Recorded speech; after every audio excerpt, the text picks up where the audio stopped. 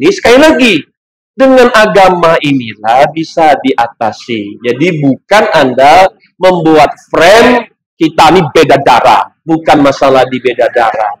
Tapi Anda mau belajar agama itu tidak. Dan ini sudah dipatenkan sama Allah. Jikalau kalian berbeda pendapat akan sesuatu, maka satu, kembalikan kepada Allah, kepada Rasul, dan ulama. Nah, yang sering membuat kita bertengkar tuh kadang-kadang di ulama ini beda-beda. Akhirnya ada yang merasa macam guru kok aja hebat, guru aku juga hebat. Itu kan guru itu, kau belum tahu guru aku siapa. Akhirnya adik-beradik kandung kadang-kadang ngadu-ngadu guru pulau sama saudara.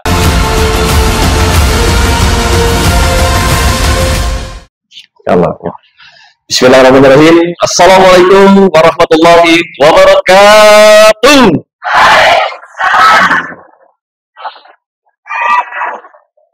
Alhamdulillah, segala puji bagi Allah yang menciptakan manusia berpasang-pasangan hingga akhirnya ibunda semua telah diberikan kesempatan untuk menjadi seorang istri, seorang ibu dan mertua. Mudah-mudahan ibunda dan ayanda semua dengan orang-orang yang saat ini hidup menemani bersama di dunia, di akhirat nanti diberikan balasan yang berlipat ganda atas kesabarannya selama ini, atas banyaknya menahan diri selama ini terhadap kekurangan yang dimiliki oleh keluarga. Mudah-mudahan itulah jalan wasilah mulia di surga. Salawat dan salam kepada Nabi besar kita Nabi Muhammad sallallahu alaihi wasallam.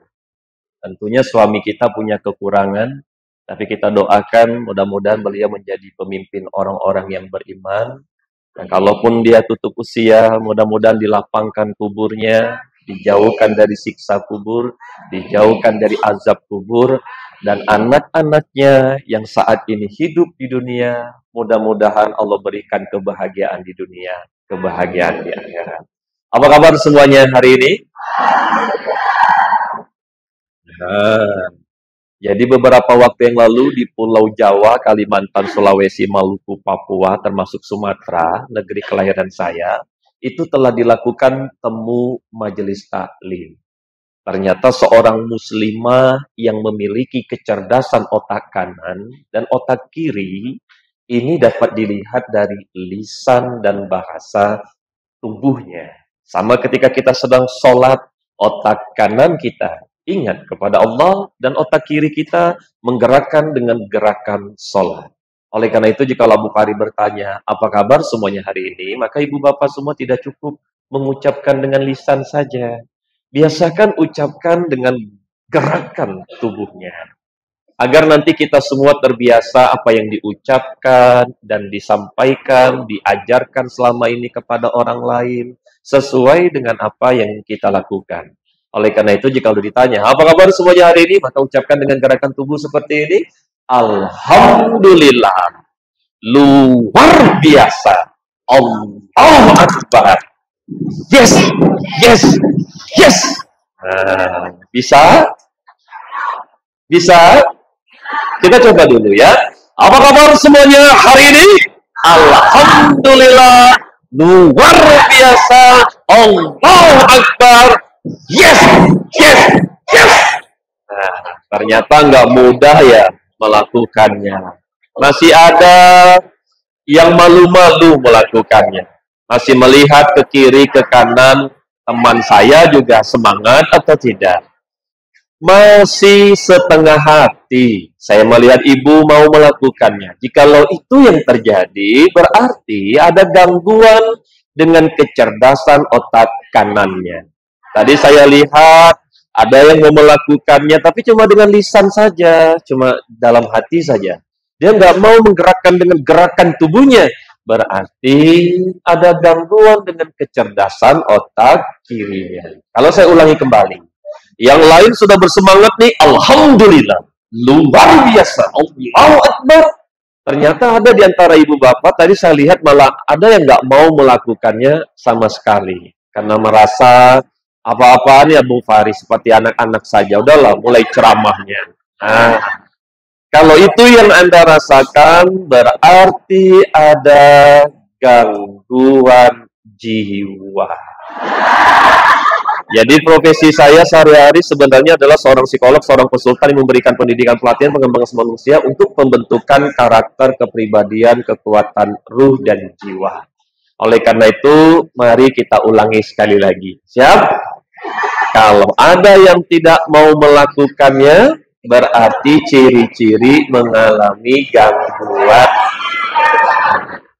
Ayo, kita ulangi sekali lagi ya. Apa kabar semuanya hari ini? Alhamdulillah, luar biasa, Allahu Akbar, yes, yes, yes, takbir, takbir, takbir. Masya Allah, ini kendali saya, ini banyak nenek-nenek, tapi Allahu Akbar. Gerakan tadi dalam ilmu kesehatan, ini memompa jantung Anda, meningkatkan daya imun kita semua. Jadi itu dibudayakan di Pulau Sumatera, karena memang dalam majelis ilmu itu, kita harus menumbuhkan semangat untuk belajar. Tapi ada satu hal, saya masih melihat jamaah di Pulau Jawa, masih ada yang senangnya duduknya terpisah-pisah, terpencar-pencar seperti ini. Jadi kalau dalam ilmu manajemen masjid majelis taklim, kalau ada jamaahnya duduknya masih terpisah-pisah, terpencar-pencar seperti ini, berarti hubungannya masih kurang hangat, masih kurang harmonis, masih kurang dekat satu dengan yang lainnya. Oleh karena itu, tolong yang di sebelah kanan merapat ke sini, boleh bawa kursinya kalau memang harus kakinya berdiri. Yang sebelah kiri merapat, yang di belakang juga demikian. Kalau ada yang tidak mau merapikan, berarti ciri-ciri mengalami gangguan. Karena orang yang keras hati, gak akan mungkin dia mau merapat, ya. Oleh karena itu boleh merapat dulu, silakan merapat dulu semua. Yang di depan saya angkat kedua tangannya ke atas. Nah, letakkan kedua tangannya di punggung temannya di depan. Di depan. Yang di depan diam saja. Yang di belakang letakkan kedua tangannya di punggung teman di depan. Kalau tidak sampai, maju dulu. Silakan. Ya. Nah, sudah ada yang pijat-pijat. Karena kalau bayar di luar 100.000 ya. Tapi silakan maju dulu. Kalau ada yang tidak mau maju ke depan, berarti tanda-tanda mengalami. Sekali lagi, ini majelis ilmu. Dan tidak ada ruginya Anda merapat, karena ilmunya di dalam majelis ilmu itu memang harus merapat. Itulah yang dicontohkan oleh Rasulullah dan para sahabat. Kenapa dikatakan mengalami gangguan jiwa? Karena boleh jadi hati kita lagi nggak enak, hati kita lagi nggak nyaman. Jadi kalau didekatkan, diakrabkan, Anda merasa terganggu. Tapi saya ini orang psikologi. Jadi orang psikologi tentunya akan berhadapan dengan psikologi orang lain. Oleh karena itu semua angkat kedua tangannya ke atas. Letakkan di punggung teman di depannya. Boleh dipijat-pijat dulu. Karena banyak mertua itu marah-marah karena dia capek. Begitu juga ada menantu yang tersinggung, ya karena badannya lagi nggak enak ya. Jadi tolong dipijitin dulu, pijit lehernya. Lancarkan dulu peredaran darahnya. Kalau Anda pijit lehernya terasa panas tuh, berarti ada hambatan pembuluh darah. Itu yang membuat kita mudah emosi sama orang, ya. Dan orang-orang dunia kesehatan dan kecantikan mengatakan bahwa bagian kepala manusia ini banyak titik-titik kesehatan refleksi dan akupuntur. Boleh tolong dipijit kepala teman di depannya. Kalau orang mengalami gangguan jiwa, dia akan marah-marah kalau kepalanya dipegang. Tapi kalau orang tahu manfaatnya kepala kita dipijat akan nambah kesehatan, dia akan senang, ya. Tolong dipijit dulu kepala teman di depannya. Sambil kita doakan, ya Allah, Jadikan orang yang kupijat ini sembuh penyakitnya. Mudahkan rezekinya, mudahkan umroh hajinya, bahagiakan keluarganya. Nah, matikan husnul khotimah. Biar jantung dan ginjal sehat, tolong pijitin telinganya. Dicubit-cubit seperti ini, tolong dipijit-pijit. Kalau ada yang marah, berarti mengalami gangguan. Kita ini dipijit biar sehat, kok malah marah. Ini kan? Ya. Diputar-putar ke depan.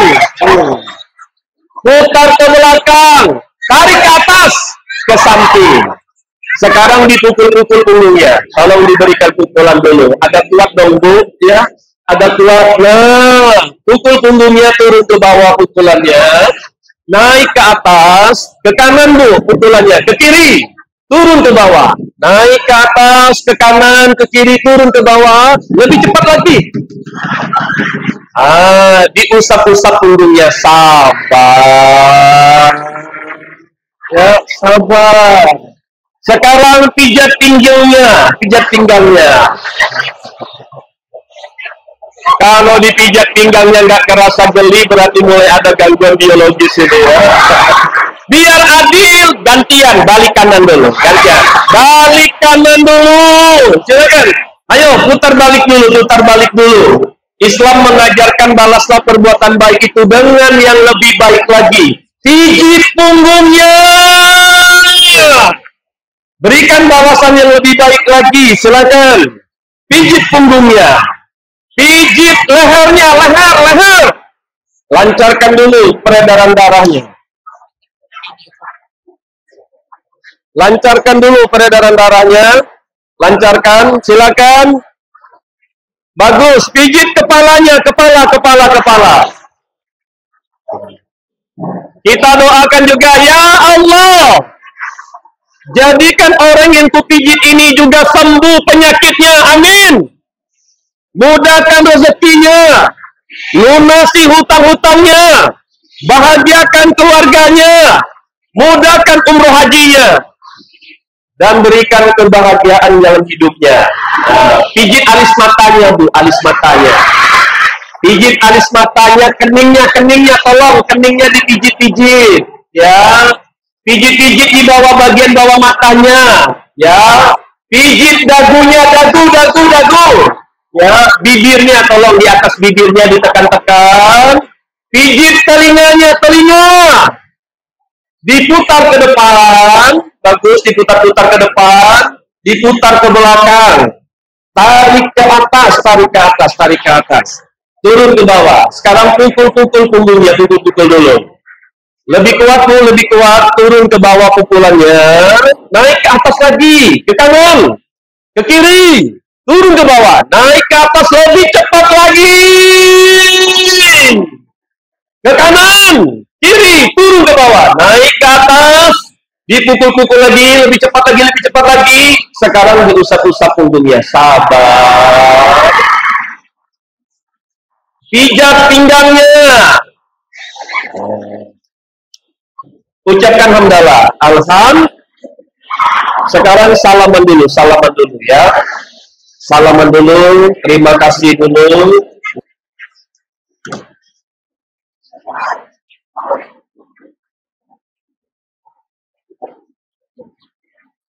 Abi ucapkan terima kasih untuk Bunda Lisa yang menemani beserta dengan panitia yang lain ya Bun ya. Mudah-mudahan pertemuan hari ini pertemuan yang berkah, menjadi jalan wasilah hidayah untuk kita semua bisa menjadi seorang muslimah yang lebih baik lagi.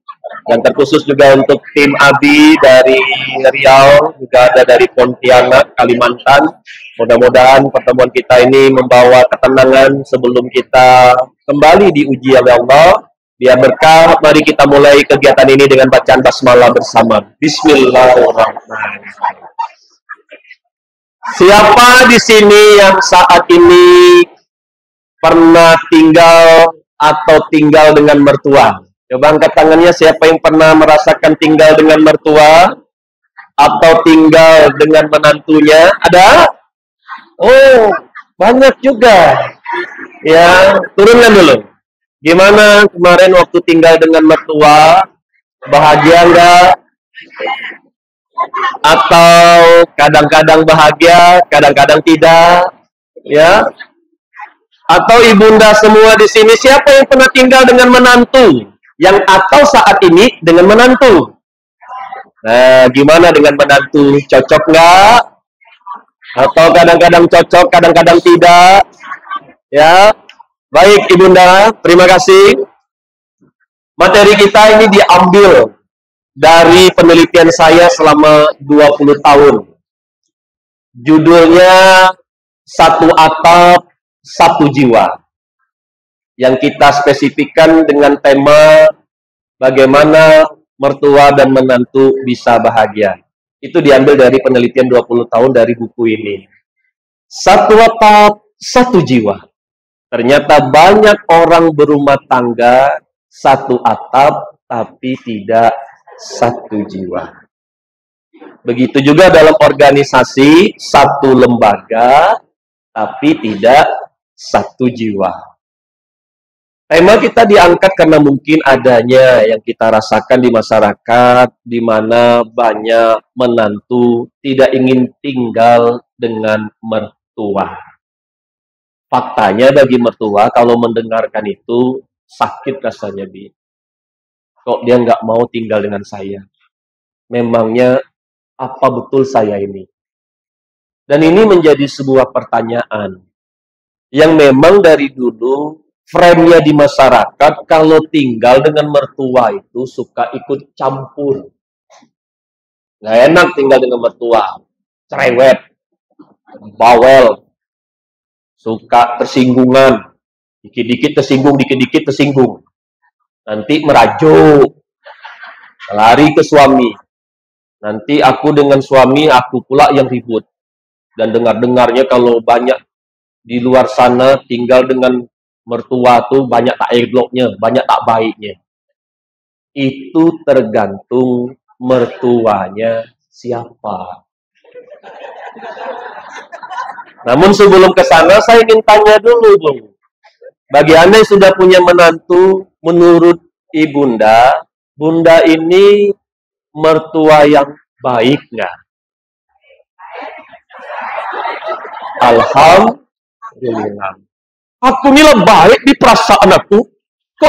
Kok kayaknya tuh dia nggak aku tuh apa gitu. Ya. Kata mereka mertua tuh cerewet, suka ikut campur. Nah, saya ingin tanya, ibunda merasa menjadi mertua yang cerewet dan suka ikut campur nggak? Ya aku ikut campur, niatku tuh baik aja Pari. Ya ternyata niat baik kita juga ditangkap sama anak menantu beda ya. Mana mungkin ada niat buruk seorang mertua terhadap menantu. Inginnya ya bahagia semua. Dan ternyata kata mereka kalau mertua itu kadang-kadang suka mempengaruhi suaminya. Akhirnya aku ini dinomor duakan. Ya memang secara agamanya istri itu nomor dua. Bukan karena ingin menomor duakan. Hanya menantu nggak paham ilmu itu. Papa pilih mama itu atau pilih saya? Aku perasaan nggak pernah ngajarkan anak laki-lakiku yang buruk-buruk. Kok tiba-tiba lah menikah sama dia, anakku kok berubah. Nah, akhirnya Bunda, saya coba bongkar. Saya orang psikologi, orang kejiwaan. Saya mempelajari genetika orang, saya mempelajari golongan darah, sidik jari, bahkan rambut orang untuk menyatukan orang. Kalau ada Ustadz Kiai ulama bertengkar pun biasanya bertemu dengan Abu Fari untuk disatukan kembali. Saya paham betul bagaimana perasaan menjadi mertua, karena saya punya ibu, 10 anak, 10 menantu dengan 38 cucu. Dan saya seorang da'i yang memang membuka dunia psikologi, membuka konsultasi tentang sebenarnya semua bisa baik-baik saja. Hanya memang, mohon maaf Bunda, ini mungkin baru, tapi saya harus berikan kepada Bunda faktanya. Karena memang genetika Bunda dengan anak menantu itu beda. Penelitian kami menemukan orang yang memiliki golongan darah A, B, AB, O, itu tidak sama, Bunda. Bahkan, kalaupun Anda terlahir dari satu rahim, adik-beradik aja, satu ibu aja bisa bertengkar. Karena memang sidik jari kita pun berbeda. Tidak ada satupun yang sama. Dan saya juga meneliti tentang cairan yang ada dalam tubuh manusia, asam kelembapan yang ada dalam tubuh manusia, itu juga berbeda. Namun ada informasi baiknya. Kalau digunakan Al-Quran dan Sunnah, perbedaan itu takluk dengan sendirinya. Hanya menemukan fakta, rupanya tidak semua Muslim di Indonesia ini yang paham Al-Quran. Ada yang kemarin merasa katakan, aku nih paham Al-Quran. Rupanya yang dia pahami cuma sebagian. Seperempatnya paham, yang lainnya tidak. Akhirnya ada orang ngaku-ngaku, aku nih akhlaknya Quran. Rupanya cuma dia aja yang ngerasa. Contoh, Anda kan ibu pengajian. Di mata masyarakat itu kan ibu pengajian begini. Di mata mertua dan menantu bagaimana? Apakah mereka berpikir kita ini ibu pengajian yang begini, kau tak tahu gimana kelakuannya itu di rumah. Saya khawatir Anda mertua baperan. Dikit-dikit tersinggung, dikit-dikit tersinggung. Menantu bilang, katanya ibu majelis taklim. Ngapa tersinggung? Bahkan udah jadi ustazah, sering pula ngisi kajian. Menantu bingung, kenapa balik pengajian kok marah-marah? Katanya ustazah. Muncul lagi, Anda berangkat ke Tanah Suci, nunaikan ibadah umroh haji. Ternyata balik dari Tanah Suci, mudah betul nilai orang, prasangka buruk sama orang. Si menantu bilang, katanya Bu Aji.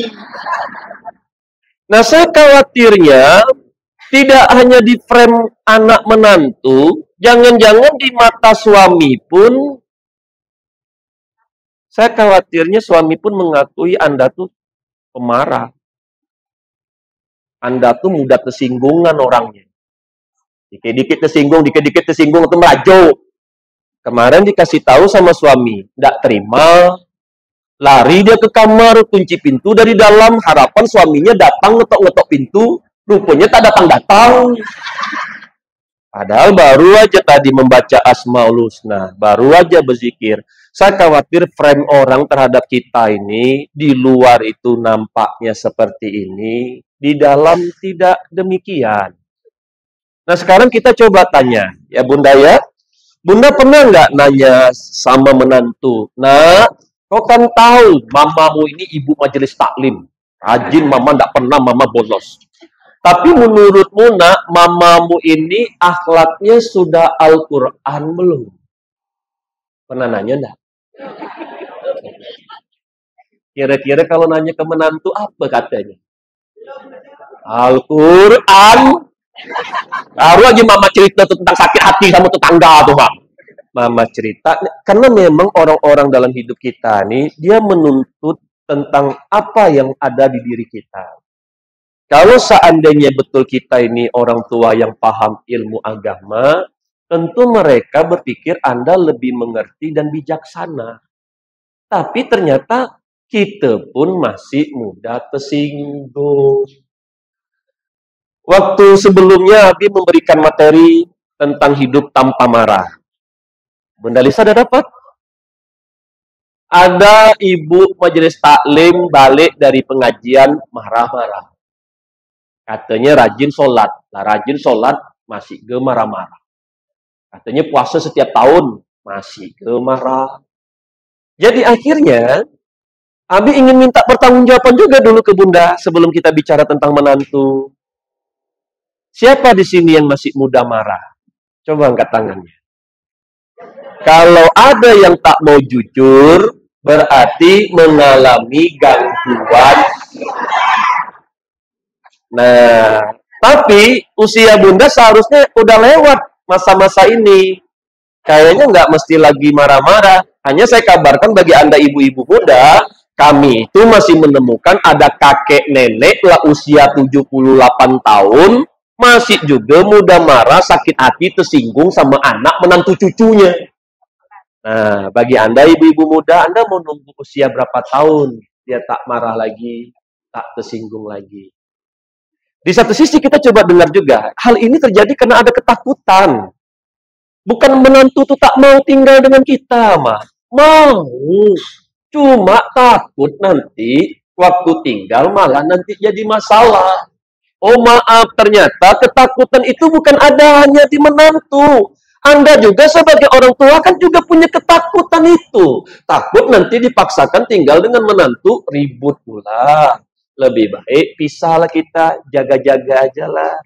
Tapi kalau memang bisa satu rumah, kenapa tidak? Alhamdulillah. Mama dengan aku tuh sebenarnya nggak cocok loh, Ma. Tapi kita coba ya, Ma. Kan enak ya. Biar kita tahu nanti ketika memutuskan kita berpisah tuh bukan karena kita itu nggak suka. Tapi, Ma, setelah kita pelajari diri Mama, diri aku, kalau disatukan malah sering ribut nanti, Ma. Iya, Nak, kalau begitu janganlah kau dengan Mama ya, kau di situ aja lah dengan laki kau. Jadi ada sebuah norma kesepakatan kalaupun nggak bersama untuk kebaikan bersama, bukan karena aku tak suka dengan mertuaku. Sebelum bicara tentang mertua, Anda juga pernah jadi menantu, kan? Gimana menurut Anda? Anda tuh menantu yang baik nggak? Atau terkesan baik-baik saja? Karena ada menantu ketika mertuanya datang ke rumah, mendengar jejak langkahnya saja, dek, dek, dek, dek. Dan bawaannya tuh nggak pengen ketemu. Karena lah kebayang, mertua ini mukanya masam. Nah, saya mau nanya, Anda punya wajah yang manis atau yang masam? Coba senyum dulu, jahe. Lihat Anda wajah masam gitu aja lah menderita kami menantu. Karena kalau melihat wajah muka masam, bawaannya orang langsung prasangka buruk, energi negatif muncullah di rumah itu. Bahkan ada orang tua itu mendidik anak menantunya dengan bahasa tubuh. Kalau mama lah masam, itu berarti ada masalah nih. Hingga akhirnya ketika Anda belum juga senyum, Anda tidak bahagia, dia pun tak bahagia. Sementara Anda tetap harus berada dalam satu rumah. Dan bagi Anda yang saat ini belum mengalami itu, mungkin sebentar lagi Anda akan mengalaminya, karena mungkin suami yang menemani Anda pun akhirnya tutup usia. Ternyata tak mudah menjalani hidup kalau suami tak ada. Anda mau jadi janda? Belum? Sudah? Kalau ada single parent di Bandung itu, Abi dikenal sebagai orang yang menikahkan para janda di Indonesia. Jadi kalau ada yang mau menikah lagi, jangan salah pilih. Itulah kenapa Abi belajar genetika, karena banyak orang ini muka dua. Apa yang nampak, ternyata tak sesuai dengan kenyataan. Aku yang ngejalaninnya, Bi. Katanya dia tuh begini-begini, katanya rupanya. Akhirnya beberapa bulan janda single parent menikah, cuma bertahan lama-lamanya saja. Nah, namun kita persiapkan diri kita. Seandainya saat ini saya tinggal dengan mertua, Anda berhak untuk bahagia. Dan kalau seandainya suatu hari nanti saya tinggal dengan menantu, aku dan menantuku berhak untuk bahagia. Nah, sekarang kalau bicara tentang sakit hati dengan mertua, saya yakin Anda yang mengalaminya tahu betul persis gimana rasa sakit hatinya dengan mertua itu. Tapi di balik itu ada orang yang sangat bahagia dengan mertuanya. Sangat bahagia sekali dengan menantunya. Dan survei membuktikan semua anak dan orang tua ingin bisa seperti itu. Nah, itulah spesialis Abi. Jadi Abi memastikan bagaimana nih Anda dengan menantu benar-benar bisa menjadi anak menantu yang bahagia walaupun satu rumah. Karena Abi telah menemukan cerita banyak orang tua tidak mau tinggal dengan anaknya bahkan. Tidak hanya dengan menantu. Bahkan dengan anaknya sendiri dia tak mau. Karena Abi, kalaulah tua seperti ini, hati itu sensitif, Bi. Mereka ribut-ribut di kamar, aku dengar, aku merasa sepertinya aku biang penyebabnya. Jadi memang agak sensitif sekali nih. Nah sekarang Bunda, Abi coba ingin memberikan Bunda kesempatan untuk banyak bertanya sekarang. Saya gunakan 20 tahun pengalaman saya dalam pembinaan rumah tangga, agar Bunda ketemu solusi yang Bunda cari-cari selama ini. Khawatirnya ada di antara Anda, ujian itu sudah sampai di titik di air mata itu sudah tidak keluar lagi. Air mata itu sudah ke dalam, sakit. Saya tidak tahu ya, karena komplikasi ketika Anda tinggal dengan orang tua atau menantu, itu banyak menahannya kalau memang Anda sebenarnya tidak cocok. Tapi apakah orang yang nggak cocok ini sebenarnya secara genetika nggak bisa? Oh bisa. Nah ini dia. Yang saya ingin kasih kabar berita untuk Anda semua, jangan sampai anak kita, putri kita khususnya juga punya friend yang sama, dia berpikir nggak mau tinggal dengan mertua. Ingat, Anda mertua. Kalau seandainya Anda mendengar menantu memiliki ucapan seperti itu kepada Anda tahu perasaan Anda. Dan kalau Anda tidak edukasi seperti ini, khawatirnya putri Anda pun lemah. Saya bawa kepada rumah tangga Nabi dengan anak menantu itu tinggalnya juga tak jauh-jauh, Bunda. Dekat-dekat mereka. Tapi sekarang di masyarakat, kalau dekat itu bahaya. Akhirnya mereka memilih tinggal jauh. Waktu Anda mengizinkan mereka pergi jauh, tinggal dengan Anda saat itu setuju. Anda saat itu mau, karena Anda masih sehat, ya. Beda dengan nenek-nenek yang mulai sakit. Itu tidak sama. Tapi yang namanya orang tua tidak mungkin dia mengemis-ngemis, meminta-minta. Kalaupun ada di antara Anda yang saat ini sedang mengurus orang tua, mertua Anda, istiqomah ya. Sakit, sedih, kecewanya, kita cari solusinya. Anda akan menjalaninya sampai dia tutup usia loh. Jadi Anda berhak loh bahagia, walaupun dengan begitu banyak kekurangan Anda. Karena nanti Anda pun akan jadi mertua. Janji Allah, kebaikan itu akan kembali kepada pelakunya, keburukan juga demikian. Maka kalau Anda seorang menantu yang berbuat baik kepada orang tua, insya Allah di masa depan Anda akan mendapatkan itu. Kalau tidak, seperti yang membuat hati Anda sakit kemarin, mama itu sendiri bagaimana? Mama itu dengan mertua juga melawan kan? Anda akan diserang balik sama anak Anda. Dan itu sangat menyakitkan sekali. Tak kusangka rupanya semua anakku melihat bagaimana aku dengan orang tuaku, dengan mertuaku dulu. Makanya Abi mau nanya ke mama. Kalau mama saat ini memang masih ada mertua, mama tuh dengan mertua gimana? Nah, coba. Siapa di sini yang pernah sakit hati dengan mertuanya? Saya tak minta Anda angkat tangan, tapi bagi Anda yang pernah merasakan itu, saya mau tanya, sampai kapan Anda akan sakit hati dengan mertua Anda? Kita nih Ibu Majelis Taklim loh. Anda sakit hatinya 1 minggu yang lalu, tapi sekarang masih juga sakit hati. Dari 1 minggu yang lalu sampai sekarang dosa Anda tuh jalan terus tuh. Dimana kita ngaku kita nih Ibu Majelis Taklim, kalau seandainya Anda masih juga dosa yang dibuat. Kalau ya betul, kaji kita nih tinggi, ya tunjukin dong. Orang kaji tinggi itu akan makin lapang hatinya. Nggak mungkin dikit-dikit marah, dikit-dikit tersinggung. Kita nih ibu pengajian. Jadi seharusnya sikap kita dengan mereka harusnya bisa lebih baik, bisa lebih bijak. Nah, mulai saja dari hidup tanpa marah. Ya, sekarang saya coba cek dulu, ingin mengetahui kualitas ibu bapak semua. Yang sederhana saja. Siapa mulai hari ini tidak akan pernah marah lagi? Cuh!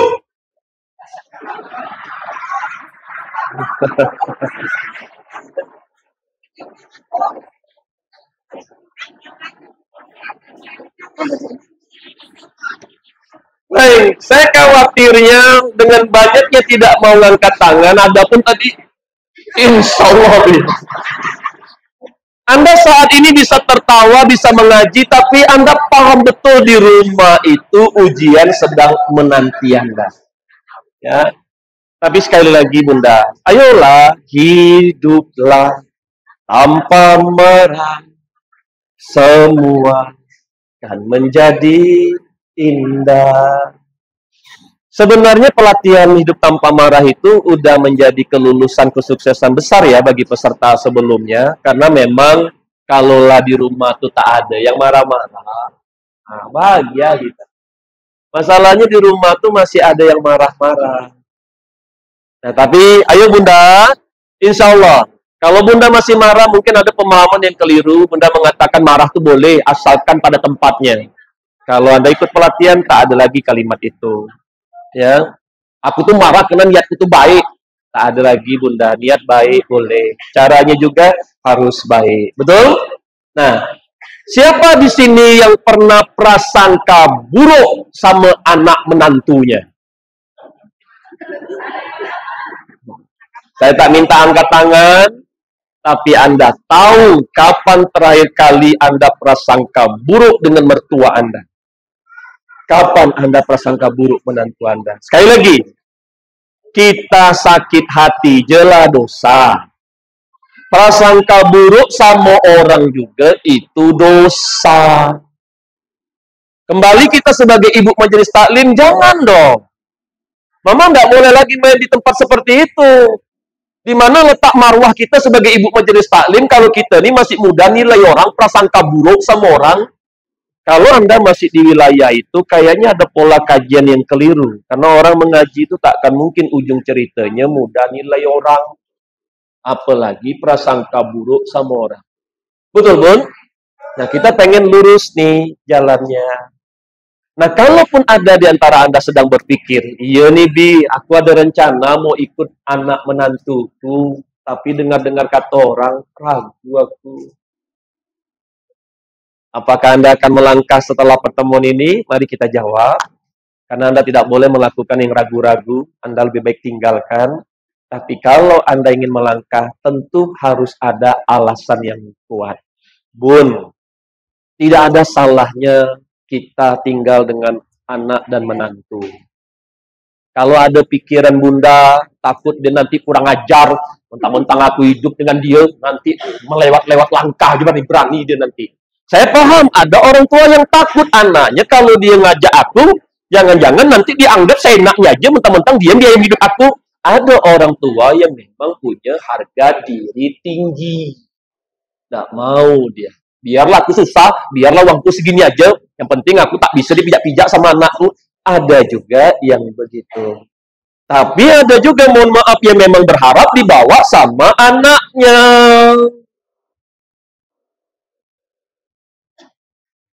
Di sisi lain, anak kita yang laki-laki itu, yang satu ibuku, yang satu istriku.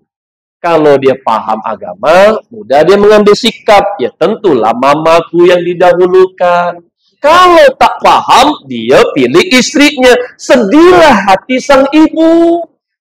Kalau Anda sedih, Anda tidak ridho, Allah jadi tidak ridho, dikasihnya anak Anda tuh musibah, kecelakaan. Kita juga yang sedih. Tapi kemarin ada rupanya orang tua senang pula anaknya dapat musibah. Itulah kau kenapa durhaka sama mama. Astagfirullahaladzim. Bun, coba ya kita mencoba fitrah kita ibu majelis taklimnya kita kuatkan. Kita benar-benar pengen mengikapi hidup kita ini layaknya orang yang paham ilmu agama. Nggak pengen cuma ngerasa aja. Jadi sikap kita nih pengen benar nih. Nah, ibunda dan ayanda semua. Ternyata anak laki-laki kita itu juga sekarang ini punya ketakutan untuk menyatukan ibunya dengan istrinya. Anda punya ketakutan, menantu Anda punya ketakutan, anak kita juga punya ketakutan. Kalau nanti digabungkan kayak kucing dan aduh. Nah, takut dia bukan nggak mau bawa mama karena anak ini tahu mamanya. Nah, tahu pula istrinya yang mudah tersinggung. Mau disatukan. Tapi kalau tidak dibahas, muncul praduga-praduga. Kenapa anakku tak bawa-bawa aku? Kenapa suamiku tak mengerti juga? Sementara di satu sisi Anda paham seorang istri itu boleh meminta untuk tidak tinggal dengan mertua. Boleh minta ya. Tapi tetap Anda harus paham keputusannya tetap ada di suami. Anda memang boleh meminta, tapi tidak memutuskan. Nah, itu yang Anda harus paham juga. Jangan sampai Anda minta, ternyata suami tetap mengambil keputusan, tinggal Anda melawan. Yang bermasalah tuh di Anda. Kenapa? Karena boleh suami punya maksud untuk mendidik istrinya. Dia tahu, bunda, anak laki-laki itu tahu kok. Ini yang kurang tuh bukan mamaku, istriku nih. Memang dia dibaperan, dikit-dikit tersinggung. Anak tuh juga tahu. Tapi, Anda jangan takut suami Anda tuh juga tahu. Memang mamanya tuh lah, yang keroknya tuh aja suka ngadu-ngadu domba. Dia ngomong ke sini beda, ngomong ke sini itu dibanding-bandingkan anak menantunya. Gimana? Tak sakit hati ya, Kubi? Memang ada pula yang seperti itu. Ini membuat suami dilema.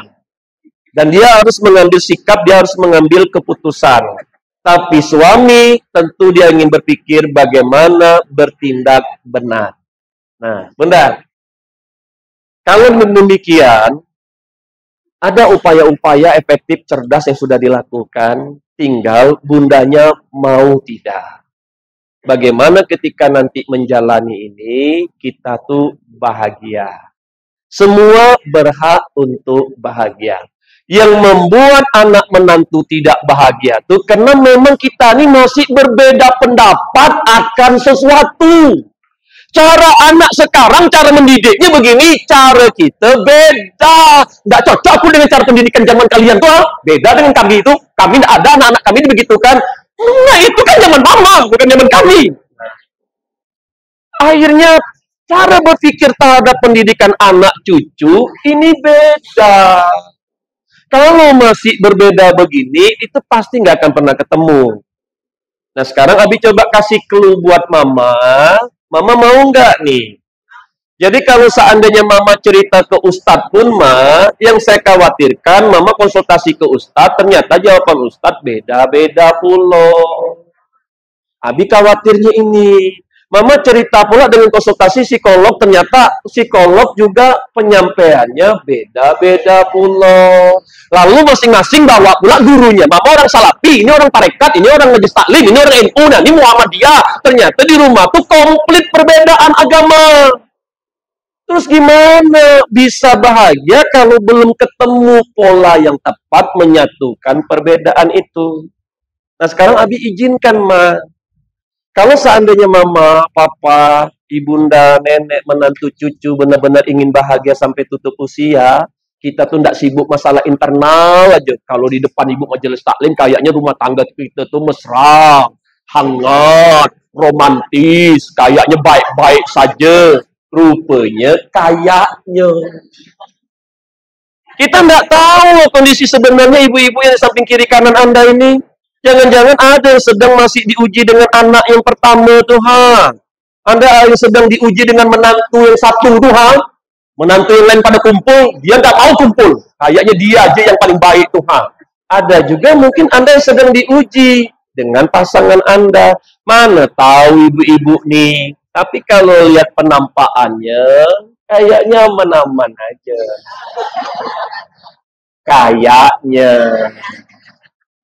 Ya, tapi kalau memang aman, alhamdulillah Anda cepat berbagi ke teman-teman yang lain bagaimana dia bisa cepat merasakan kebahagiaan seperti yang Anda rasakan. Karena memang sudah ada kok bunda-bunda, ibu bapak yang memang sudah melalui masa-masa kesulitan Anda tadi. Ada yang memang butuh banyak dulu pahit asam manis garam kehidupan, ada yang memang dari agama ilmu yang dia pahami.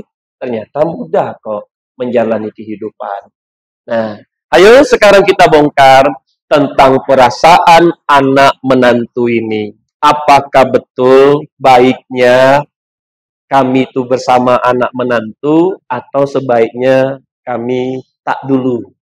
Ada prosesnya. Karena memang Allah tak pernah menginginkan kita melampaui batas kan. Lah jelas tak bisa. Dipaksa juga. Nggak bisa. Namun caranya yang harus kita perbaiki. Ya kayak tadi tuh. Mama, kita ini cocok nggak Maya tinggal satu rumah? Ma, kita coba dulu ya Maya. 1 minggu ini. Nanti kalau seandainya kita cocok, ya kita bareng aja Ma. Tapi kalau tak cocok, ya Mama, kayaknya kita tak usah lanjutkan, nanti kita berkelahi kayak gitu. Ini kan enak ya. Ih, anak menantuku enak banget ngobrol begitu. Iya nak, gitu. Nah, tapi sekali lagi, Anda harus tahu kekurangan Anda, khususnya dari golongan darah aja dulu. Saya coba cerita dulu. Saya ingin kenalkan 10% tentang diri Anda. Sebelum saya ambil sidik jari Anda. Tentang 90% lainnya. Yang 10%. Siapa di sini yang punya golongan darah A? Coba. Nah, golongan darah A ini adalah orang-orang yang mereka istri-istri yang pinter. Ya. Orangnya rasional. Nggak mau yang bertele-tele, yang nggak jelas-jelas itu tak mau. Yang jelas-jelas aja lah, yang realistis aja lah. Orang darah A ini orangnya tegas, Bunda. Orangnya cepat mengambil keputusan. Kalau ada masalah dikasih ke dia, dia akan mau memikirkan gimana cari jalan keluar masalah ini. Dan cocok banget jadi pemimpin. Jadi kalau ibu-ibu jiwanya golongan darah A, kerasa kok. Di rumah tuh ada energi dia yang cukup besar untuk bisa mengatur anaknya, bahkan lakinya. Kenapa? Karena dia pintar. Itu positifnya, tapi ada negatifnya. Ternyata negatifnya orang darah A ini, karena dia sering menggunakan kepintarannya, senang menggunakan pikirannya, kalau agamanya kurang, dia meleset jadi mudah nilai orang. Prasangka buruk sama orang. Merasa diri lebih baik dari orang. Nah, ini kalau pemahaman agamanya kurang. Tapi kalau pemahaman agamanya bagus, itu terlewati, Bunda. Dia nggak akan mudah merasa dirinya lebih baik, karena ada orang yang lebih pintar dari dia. Orang kaya, ada yang lebih kaya. Orang terhormat, ada yang lebih terhormat. Ada orang yang punya jabatan tinggi, ada yang lebih tinggi lagi. Ada yang cantik, ada yang lebih cantik lagi. Dia akan mengarah kepada kemampuan untuk mengatasi kekurangan. Kalau nilai agamanya kuat. Nah, siapa di sini orang yang golongan darah O? Saya buka dulu. Jadi orang darah O ini orang yang punya empati yang bagus dengan orang. Orangnya peduli, mudah simpati. Banyak tak enakannya dengan orang.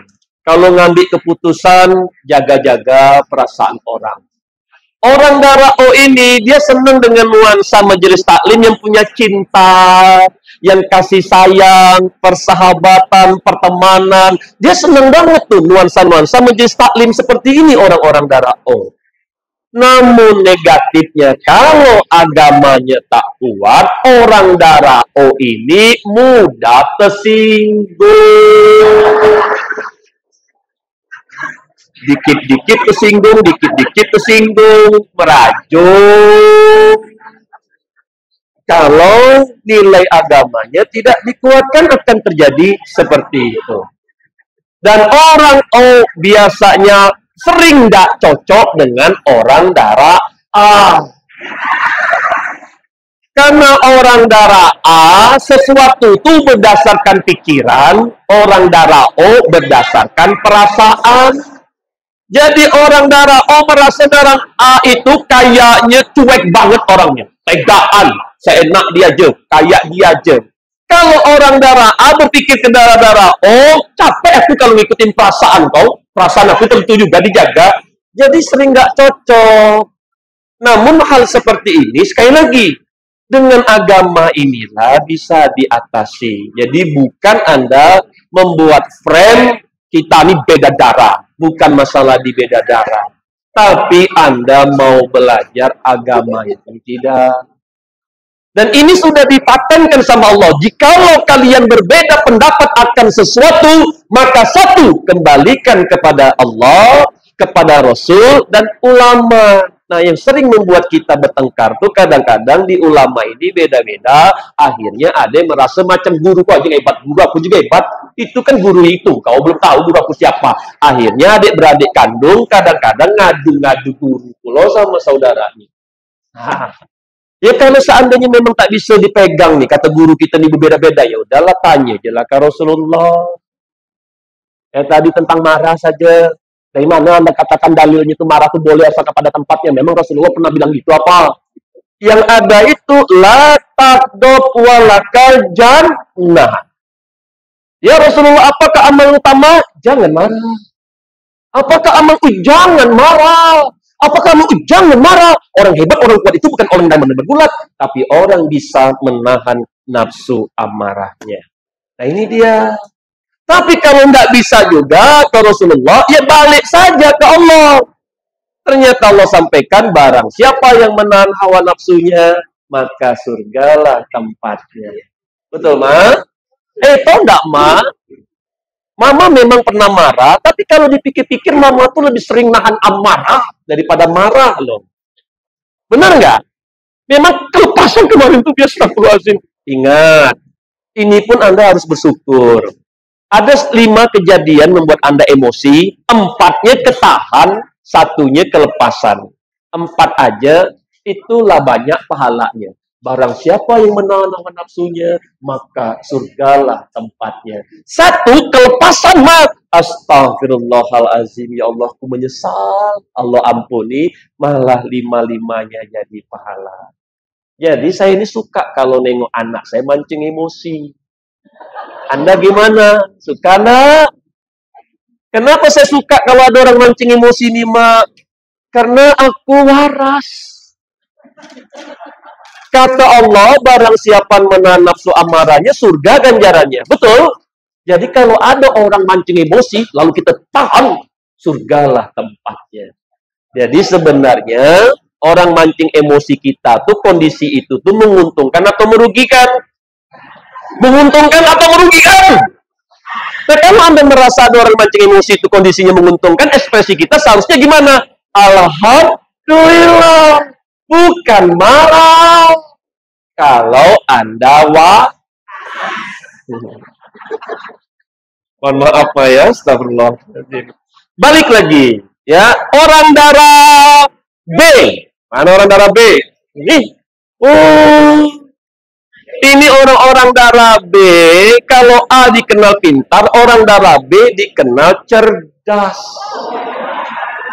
Dia dikenal punya ide, Ma. Mama rasain aja lah, Mama tuh merasa diri Mama punya kreativitas, punya konsep gagasan. Jadi kalau ada merancang sesuatu atau melakukan sesuatu, Mama biasanya terencana terlebih dahulu. Orang darah B ini ada jiwa seninya, nggak suka sesuatu yang monoton. Dia mencoba untuk meng-up-nya dulu. Hingga akhirnya orang-orang darah B ini dapat dilihat dia sering jadi pembicara, suka dia bicara, atau dia punya banyak karya. Ketika dia usaha ini, dia bikin usaha ini, bikin lagi, bikin ini.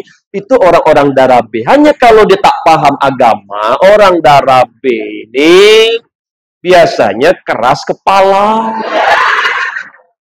Idealis orangnya, perfeksionis orangnya, pengen sesuatu itu sempurna seperti yang dia harapkan.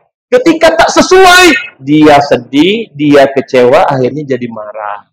Tapi kalau agamanya kuat, dia sangat membuka diri, open mind. Dia membuka diri untuk belajar. Dan siapa di sini yang golongan darahnya AB? Nah, orang darah AB ini orang-orang yang lincah. Orang-orang yang memang pekerja keras. Orang-orang lapangan. Dia tidak suka sesuatu yang monoton itu tuh, Mak, ya. Dia senang refreshing, senang jalan-jalan, senang liburan. Orang darah AB ini, chemistry-nya produktivitas. Kalau seandainya pergi ke sebuah tempat ada yang didapat, itu membuat dia senang. Dan orang darah AB ini jangan diragukan lagi. Dan seharusnya dia jadi orang yang kaya raya. Ya, hanya kalau meleset, orang darah AB ini rentan tidak setia. Jangan lihat orang. Astagfirullahaladzim. Tapi kalau seandainya dia setia, nah, Masya Allah. Maka didoakan apapun perbedaan genetika kita bukan alasan untuk mengatakan kita jelas beda golongan darah. Enggak pula begitu. Abi ingin tekankan bahwa perbedaan ini kalaupun ada, Al-Quran dan Sunnah itulah yang akan menyatukan kita. Contoh, Anda, ya kau kan tahu aku ini galak dorok. Oh, memang tersinggung kan aku orang nih. Makanya kau kalau ngomong kau hati-hati kau. Kalau dia paham agama, dia paham. Memang tak boleh kita mengotori hati. Subhanallah. Jadi, ayolah kita mengetahui genetika itu dengan tahu karakter dasar dulu. Oh iya, mama orangnya mudah menilai, jadi aku tidak akan mungkin membuat sesuatu yang mama prasangka. Kalau aku merasa mama ini kayaknya bertanya-tanya, lebih baik, mama lagi ngapain? Mikirin apa, Ma? Oh, adik itu tadi begini, cepat dikasih tahu. Karena orang darah A ini kalau dia lagi negatif, dia akan mudah prasangka. Maka kita saat itu tahu kekurangan mertua kita, kita sampaikan. Maksud adik itu begini, oh iya, astagfirullahaladzim, maafkan mama ya. Tadi mama tuh, iya mah nggak apa-apa mah. Kan mama juga tahu, mama kan ada di pikiran kalau adik mah di baperan mah.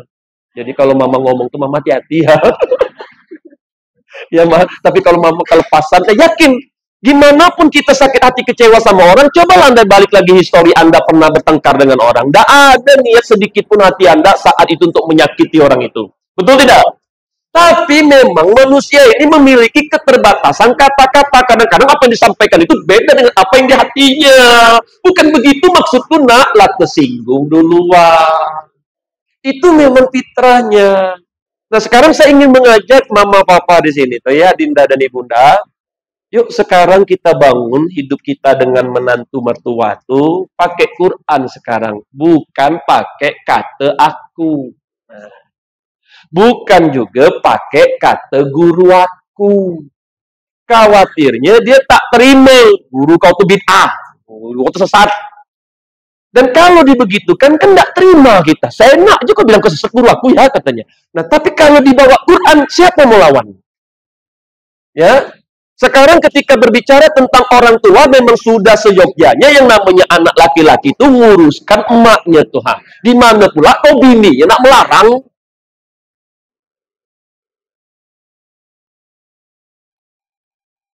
Kenapa? Karena kau pun akan menjadi seorang mertua nanti. Kebayang ternyata kau anak punya laki-laki. Melihat kejadian seperti ini, anak kau pun tak mau ngurus kau di masa depan. Nah, ini akan berbalik lagi ke kita. Tapi luka yang dulu itu udah dimaafkan belum menantu? Karena kemarin ada cerita menantu cerita mertuaku kurang ajar. Kenapa waktu kemarin sebelum pandemi aku ini masih sukses-suksesnya? Aku ini lagi berhasil-berhasilnya. Ketika pandemi kemarin bangkrut aku, tinggal aku di rumah dia. Lalu dia bilang apa? Kerja aku ini cuma tidur-tidur, makan, kerja-tidur aja kerjanya tuh. Dia usir aku. Nah, kebayang Anda anak laki-laki itu adalah anak kandung Anda. Dia diusir sama mertuanya gara-gara penghasilannya tak seperti sebelumnya. Dan pagi tadi menarik, ada satu tema yang membuat ibu-ibu yang hadir itu bahagia semua, bagaimana menjalani hidup ini. Karena kami banyak menemukan mertua hidup nih, banyak mendengarkan apa kata orang. Apa kerja menantu kau? Ketika ingin menjawab menantuku nganggur, itu beban berat. Hanya patah rasanya lidah ini nak bercakap. Mau menceritakan bahwa faktanya menantuku nganggur sekarang. Tapi orang yang bertanya ke kita, sampai di rumah, kita pula yang emosi ke menantu jadi dibuatnya. Gara-gara kita masih suka mikirin apa kata orang. Fakta, saat ini Anda dengan menantu Anda tuh bangga nggak sih? Bangga nggak? Aduh, kalau ingat sakitnya bangga. Ya, tapi kalau Anda lihat, ya Alhamdulillah lah, Bi. Menantuku tuh tak gimana-gimana, tapi dia pandai ngambil hati aku. Udah, senang. Ya. Dan kalau seandainya saya ingin kasih tahu rekomendasi, siapa di sini yang telah hidup dengan menantu dia bahagia? Ada di sini? Satu, dua, tiga, empat, lima, enam, tujuh. Nah, faktanya ada. Tapi orang darah A, ya gitu. Karena memang boleh jadi orang krisis kepercayaan dengan orang lain. Tapi bukan berarti kita juga salah melangkah. Dan penyebab nomor satu kemarin Nabi bawa di Jogja, kenapa ibu-ibu majelis taklim setelah pulang mengaji masih juga marah-marah? Abi ketemu penyebab nomor satunya. Ternyata ada masalah, Anda belum pernah selesai bercakap dengan Allah. Faktanya di mana? Coba ya, saya ingin dapat data dulu biar Bunda tahu yang menyebabkan kita ini masih ada masalah dengan diri kita. Saya pengen tahu, datanya pengen saya dapatkan dulu. Siapa di antara ibu bapak di sini yang selama hidup di dunia belum pernah ternyata sekalipun tamat membaca terjemahan bahasa Indonesia Al-Quran? Coba angkat tangannya. Terjemahannya pun, coba angkat tangannya. Siapa yang belum pernah tamat di membaca terjemahan Al-Quran? Coba angkat tangannya yang tinggi. Nah, berarti kan Bunda ini belum pernah selesai dengan Allah kan bercakap. Betul kan?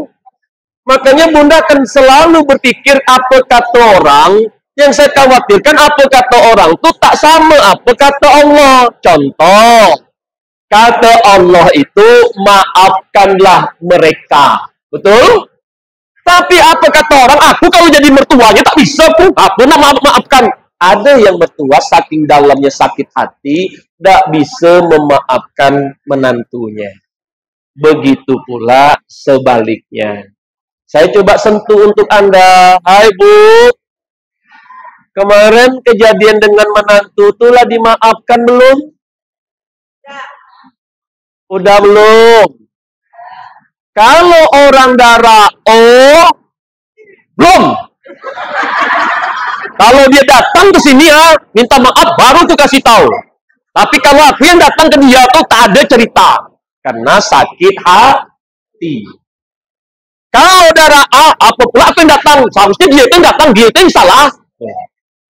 Nanti dia merasa diri dia pula yang paling betul. Nah, kalau dibawa ke genetika, reaksinya begitu. Tapi sekali lagi, saya pengen Anda ngobrol dengan Allah itu biar Anda tahu langsung instruksi Allah apa kalau ribut dengan menantu. Maafkanlah mereka. Berikanlah mereka maaf. Betul? Nah, jadi dengan menantu kemarin udah dimaafkan belum? Dengan anak yang kemarin tidak disangka-sangka 9 bulan dikandung, Anda sekolahkan TK, SD, SMP, SMA, kuliah, bahkan Anda kasih modal dia, tiba-tiba kok keluar kata-kata begitu di mulut kau nak. Anda lah maafkan dia belum? Kalau Anda tidak maafkan, khawatirnya Allah tidak ridho dikasih anak musibah, kecelakaan, atau mati anak, susah juga kita. Jadi jiwa-jiwa pemaaf ini memang jiwa-jiwa ibu majelis taklim. Ya, jiwa-jiwa yang memang menerima apa yang terjadi ini memang jiwa-jiwa kita. Nah, hingga akhirnya Abi pengen memberikan kesempatan Bunda untuk bertanya. Silakan. Siapa yang mau bertanya tentang kehidupan masalah anak menantu baik masa ini ataupun masa depan? Ah, silakan Mama. Mama boleh kasih mic-nya, nggak ada mic nggak panitia? Kalau nggak ada di ke depan ya. Ya, silakan, Ma. Waalaikumsalam warahmatullahi wabarakatuh. Ya, ya. Mm-mm. Ya. Mm, mm, mm, mm. Ya, Mana nih kita punya anak laki-laki yang mengabdi banget sama kita. Lalu dia sampaikan, "Ma, pengen bawa mama, kapan lagi ma, adik tuh pengen ngabdi ke mama, adik pengen berikan sesuatu buat mama." Tapi sang ibu bertanya, "Istri kamu setuju nggak? Kamu udah bilang nggak?" Ya, ah? Wah, udah bilang ke istri belum? Karena luar biasa. Mama itu kan bertanya dengan perasaan psikologi, kalau anakku begitu alhamdulillah lah senang. Cuma jangan sampai gara-gara dia tak bilang ke istrinya, nanti dia ribut dengan istrinya, aku pula tak mau ganggu, Bi. Biarlah aku hidup sendiri nggak apa-apa, asalkan mereka tuh baik-baik saja. Makanya aku tanya ke anakku, udah ngobrol belum sama istri? Udah bilang belum gitu ya. Ada beberapa reaksi. Ada anak yang berkata, apa pula bilang ke istri mah, itu kan urusan saya. Nah itu yang ditakutkan mama, khawatirnya malah jadi bertengkar dia nanti. Ada juga, oh iya ya ma, nanti adik cerita dulu. Ternyata ketika dia cerita, dia bawa berita. Istri pun tidak setuju, ma. Siap enggak dengan perasaan itu? Kalau ternyata, kenapa dia tidak setuju? Memang mama ini kurang apa? Yang saya khawatirkan, pertanyaan itu diberikan, justru ketika jawabannya muncul, malah bunyinya begitu, malah mama pula yang terganggu. Karena suami sudah menganalisa itu, makanya dia tak ngomong sama istrinya tadi. Karena kalau ngomong pasti tidak setuju. Namun karena kita orang tua yang punya pengalaman, kalau yang namanya sesuatu dipaksakan itu, tetap aja ujungnya takkan bagus. Akhirnya udahlah nak, mama, tidak apa-apa di sini saja. Ya, wah subhanallah, kalau aku jadi anak laki-lakinya menangis kutuma. Tapi saya nggak ingin di situ. Saya ingin fokus tentang bagaimana mengkondisikan istri. Nah, suami itu, mohon maaf bunda, ada juga yang takut sama istri. Nah, khawatirnya orang tua malah itu pula jadi catatan. Kayaknya anak aku lah dikuasai dia. Kan jadi seuzon bunda. Nah itulah kenapa akhirnya kalau bunda merasakan ada konflik, Abi dikenal sebagai juru damai. Jadi kalau ada konflik-konflik segi 3, segi 4, segi 5, hadirkan seorang dai yang paham dalam menyikapi ujian.